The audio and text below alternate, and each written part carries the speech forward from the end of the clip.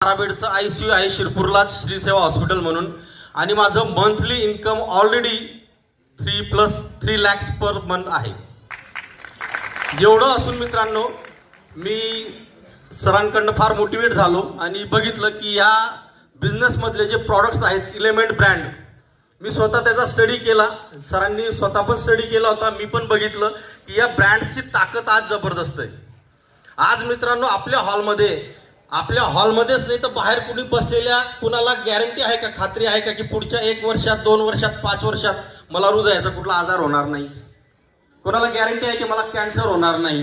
हे सगळे पेशंट आपण आपल्या अवतीभोवती बघतो मित्रांनो.